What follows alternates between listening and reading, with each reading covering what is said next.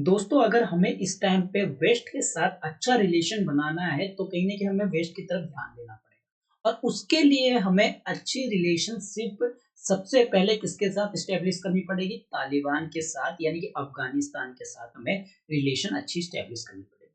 और अफ़गानिस्तान से अगर रिलेशन अच्छी एस्टेब्लिश करनी है तो कहीं न कहीं हमें बैक एंड से उनके साथ बातचीत भी करनी पड़ेगी और यही काम कहीं न कहीं इंडिया ने इस टाइम पे किया भी है। इंडिया ने इस टाइम पे तालिबान के साथ फुल फ्लेज में बात करने की सोची है और यहाँ पे उसको एग्जीक्यूट भी किया है, जहाँ पे इंडिया तालिबान की टाइज को एक स्ट्रेटेजिक तौर पे जो है देखी जा रही है, जहाँ पे इंडिया बात कर रहा है किससे? आपके तालिबान के फॉरेन मिनिस्टर यानी कि हमारे यहाँ के जो मिनिस्ट्री है, फॉरेन मिनिस्ट्री उन्होंने कहीं न कहीं जाके आपके तालिबान के फॉरेन मिनिस्ट्री के साथ वहाँ पे उसके रिगार्डिंग जो है तालिबान से रिलेशन कैसे अच्छी स्टेब्लिश कर सके, उसके लिए बातचीत की है, जहाँ पे हम यहाँ की डिप्लोमेसी और चैलेंजेस और फ्यूचर में क्या इम्प्लीकेशन करना है, उसके रिगार्डिंग हम यहाँ पे बात कर सकेंगे। ठीक है? तो चलिए शुरुआत करते हैं। मेरा नाम है दीपक और मैं स्वागत करता हूँ अपने इस यूट्यूब चैनल सिविल एनालिसिस में। तो चलिए जानते हैं क्या-क्या हम इसमें सबसे पहले सीखेंगे। सबसे पहले अगर मैं बात करूँ, यहाँ इस न्यूज़ के बारे में जानेंगे, क्या है ये न्यूज़, किस तरीके से इस न्यूज़ में आपके तालिबान के साथ इंडिया जो है एंगेज कर रहा है, इसके बारे में। इस मीटिंग की जो ये मीटिंग हुई है इस टाइम पे यानी कि वेडनेसडे को यानी कि जो आपके 9-8 जनवरी को जो ये मीटिंग हुई है उसका एजेंडा क्या था, उसके बारे में हम बात करेंगे। इंडिया का नेचर कैसा रहा है और कैसे इंडिया ने आगे हेल्प किया है अफ़गानिस्तान के पुराने टाइम पे, इसके बारे में जानेंगे। उसके बाद अफ़गानिस्तान का इस मीटिंग को लेके क्या रिस्पॉन्स रहा है, उसको जानेंगे।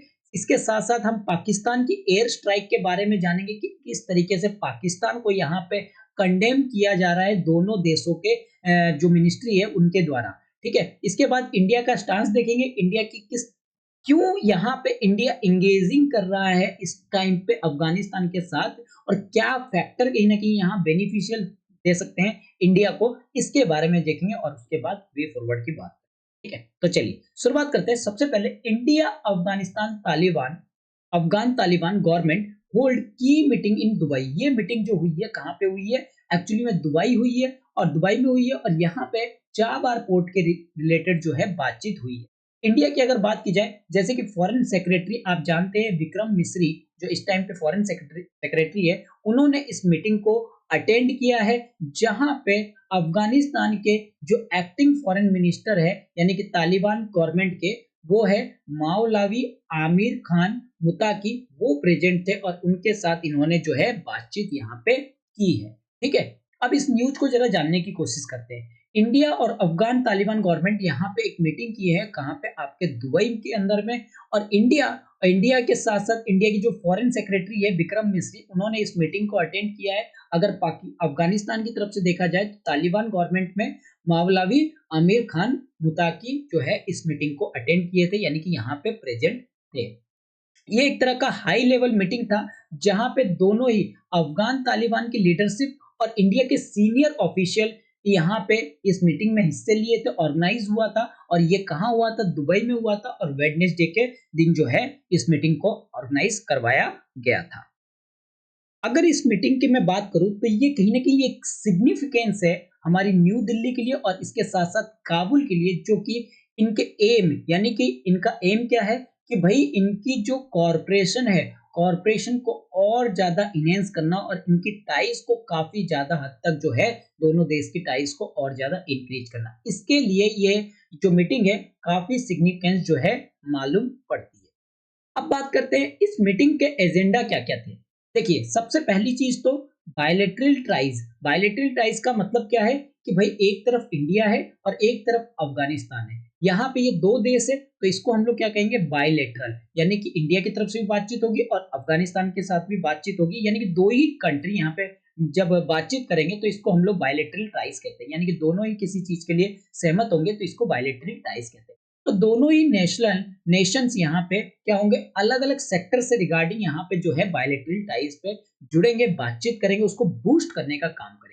ये सेक्टर कौन-कौन से हो सकते हैं? ह्यूमैनिटेरियन एड्स हो सकते हैं, डेवलपमेंट असिस्टेंट यानी कि कोई देश अगर दूसरे देश में कुछ डेवलपमेंट करना चाहता है तो वो डेवलपमेंट भी कर सकता है। इसके साथ-साथ ट्रेड कोई आपका अगर कोई उद्योग वगैरह लगाना हो या किसी तरीके के काम-काज शुरू करना है, तो उसके लिए दोनों देश जो है राज़ी हो सकते हैं। जैसे इंडिया की कोई कंपनी अगर अफ़गानिस्तान में जाके लगना चाहता है, तो फिर वो क्या कर सकते हैं, इन दोनों के बीच में बायलैटरल टाइज़ हो सकते हैं। इसके साथ-साथ कॉमर्स, स्पोर्ट्स से रिगार्डिंग अगर आप देखते होंगे, तो अफ़गानिस्तान काफ़ी ज़्यादा क्रिकेट वगैरह में इन्वॉल्व होता है। तो स्पोर्ट्स वगैरह को काफ़ी ज़्यादा आगे बढ़ाने के लिए इसके साथ-साथ कल्चरल कल्चरल टाइज़ के काफ़ी ज़्यादा इम्पोर्टेंट है। हमारी अगर इंडिया की बात की जाए, पहले कहीं न कहीं अफ़गानिस्तान इंडियन सबकॉन्टिनेंट का हिस्सा हुआ करता था।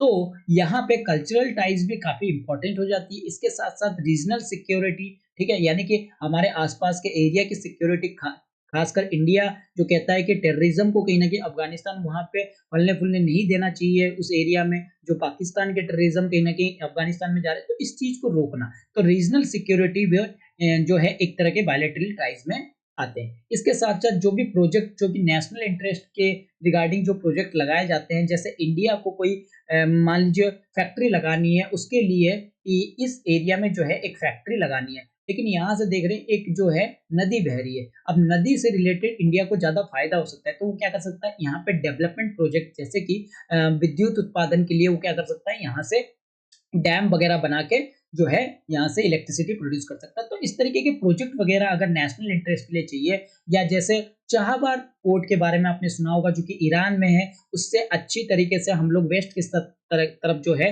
डायरेक्टली कनेक्ट हो सकते हैं विदाउट इंटरफेरेंस ऑफ पाकिस्तान के, यानी कि पाकिस्तान के बिना भी हम लोग चाहबार पोर्ट से जो है डायरेक्टली इंगेज कर सकते हैं। ठीक है? इसके साथ-साथ इंडिया ऑफर कर रहा है कि वो रिहैबिलिटेशन करेगा रेफ्यूजीज़ को, अफ़गानिस्तान के रेफ्यूजीज़ को, जो कि पाकिस्तान के एक्सप्लोजन से, जैसे कि आपके 5 लाख अफ़गान जो है रेफ्यूजीज़ हो गए, तो उनको कहीं न कहीं यहाँ पे रिहैबिलिटेशन करने का जो है इंडिया काम करेगा, हेल्प करेगा अफ़गानिस्तान के। इसके बाद अगर देखा जाए, इंडिया की इम्पोर्टेंस की अगर बात की जाए, यहाँ पे historically ties, civilisation, cultural ties Afghanistan के साथ काफ़ी अच्छी है, तो इसको इंडिया और चाहेगा कि इसको और ज़्यादा एनहांस की जाए। इंडिया की अगर नेचर की बात की जाए, तो इंडिया यहाँ पे प्लेज ले चुका है कि वो कह रहा है कि हम ह्यूमैनिटेरियन सपोर्ट देंगे किसको, अफ़गानिस्तान के। इसके साथ-साथ प्रायोरिटी असिस्टेंस देंगे, जैसे कि हेल्थ केयर सेक्टर में मेडिसिन की सप्लाई करेंगे, और लास्ट बार किया भी था, ठीक है? रिहैबिलिटेशन करेंगे रिफ्यूजी को, जैसा कि अभी इन्होंने इंडिया ने कहा भी, ठीक है?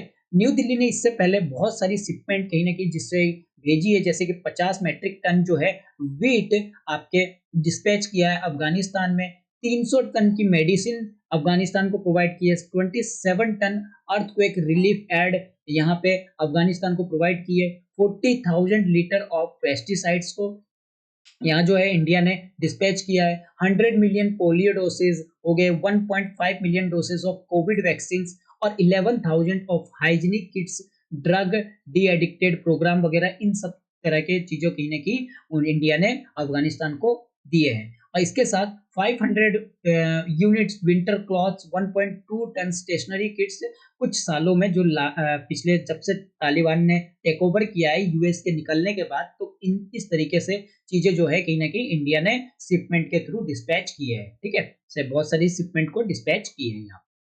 अगर बात की जाए इस मीटिंग से अफ़गानिस्तान का रिस्पॉन्स क्या रहा? अफ़गानिस्तान के जो फॉरेन मिनिस्टर है, उन्होंने यहाँ पे काबुल की सेंसिटिविटी को बताया, जहाँ इंडिया का रीजनल सिक्योरिटी कंसर्न काफ़ी ज़्यादा है, और उन्होंने एश्योर किया कि वो फुल कोऑपरेशन करेंगे इस रिगार्डिंग।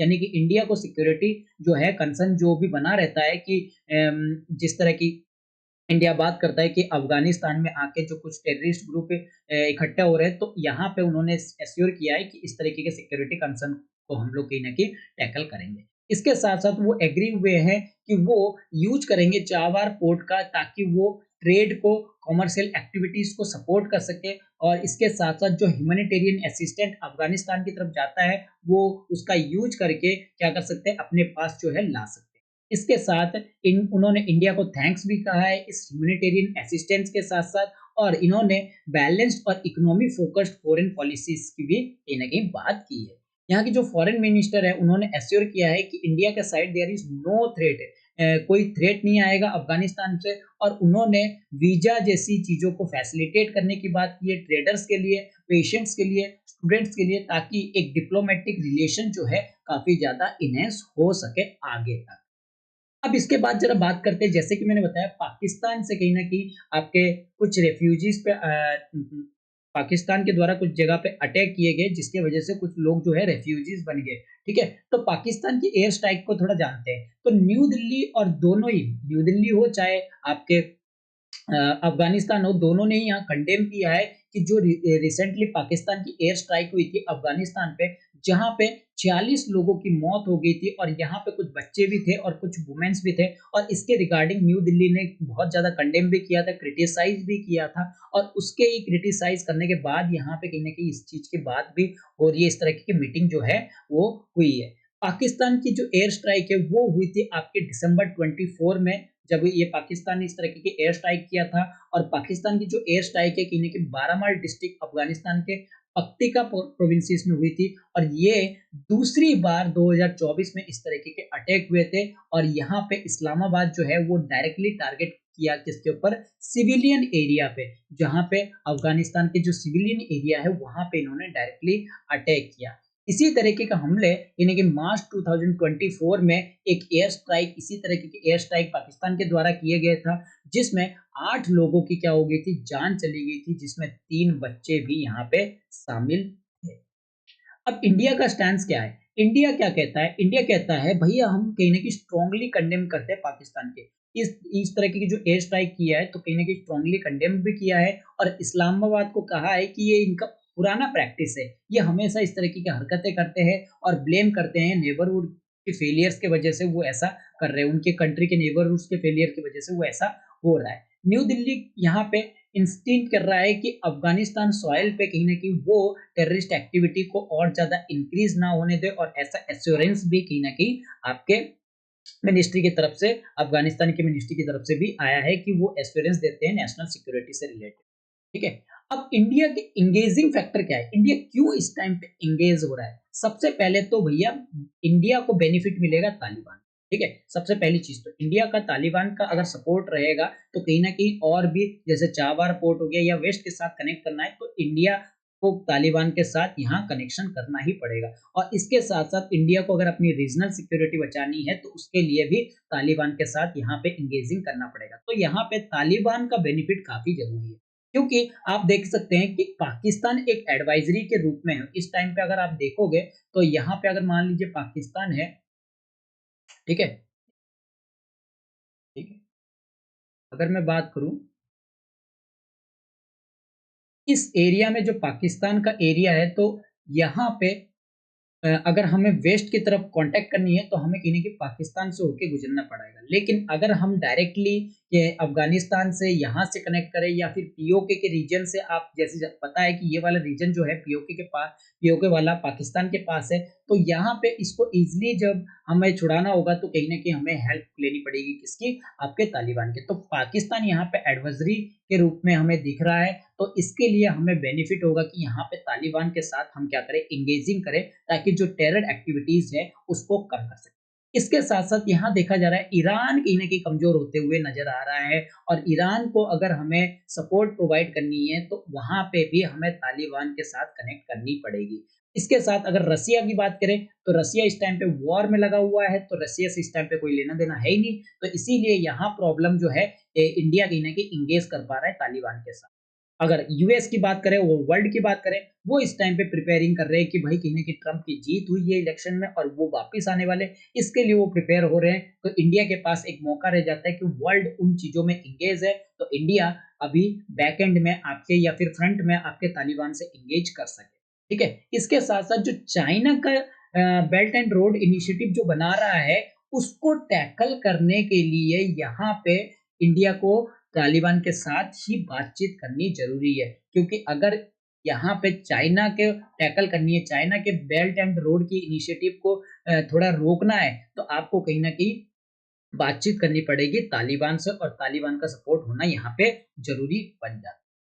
इसके बाद वे फॉरवर्ड देखते हैं, इंडिया का अप्रोच जो है वो तालिबान को एक प्रैग्मेटिक तौर पे देखना है या मल्टी डायमेंशन के तौर पे, और इसका फोकस है यानी कि स्ट्रैटेजिक इंटरेस्ट, जिसमें हमारी रीजनल स्टेबिलिटी सबसे बड़ी चीज, ठीक है? डिप्लोमेसी और उसके साथ साथ स्ट्रैटेजिक स्ट्रैटेजिक पार्टनरशिप और प्रोएक्टिव काउंटर टेररिज्म मेजर्स कहीं न कहीं हमें ये दिखा सकते हैं कि जो लैंडस्केप अफ़गानिस्तान में इन्वॉल्व हो रहे हैं, जो अलग-अलग तरह से उनसे हमें क्या कर सकें, हम सेफगार्ड कर सकें और इसके साथ-साथ हम अपनी जो इंटरेस्ट है उसको भी और ज़्यादा इंक्रीज़ कर सकें।